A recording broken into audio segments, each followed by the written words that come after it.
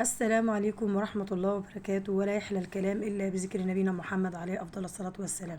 شايفين الجمال والرق والحلاوة دي يا جماعة؟ مهلبية بالشوكولاتة دي قشطة قشطة يا جماعة بجد. هقول لكم مكونات بسيطة جدا جدا هتنجحها معاكم وهتخليها في منتهى الجمال. هنجيب حلة كده ونسمي الله وننزل بنص كيلو لبن و2 كيلو مية زي ما بقول لكم كده يا جماعة. وبعد كده هنزل بمعلقتين كبار من اللبن البودرة ومعلقتين نشا ومعلقتين كريم شانتيه بدون سكر. تمام، هقلب كل ده على البارد. وهنزل هنا ب5 جنيه كاكاو من الخام و5 جنيه كاكاو بني.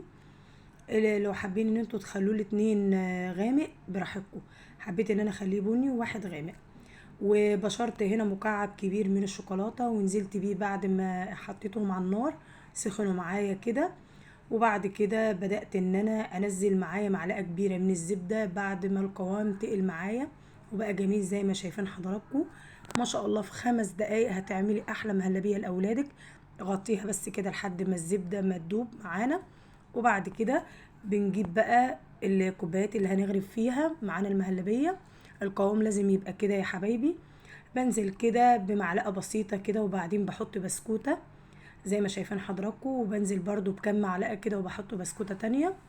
ده اختياري يا حبايب قلبي، التزيين ده حسب رغبتك زي ما شايفين حضراتكم كده لحد ما بخلص الكوباية كلها.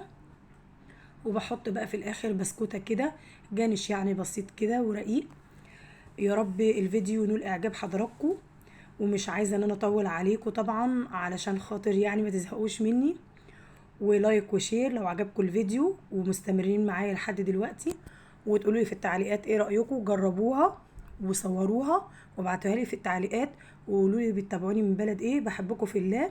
استودعكم في امان الله، والسلام عليكم ورحمه الله وبركاته.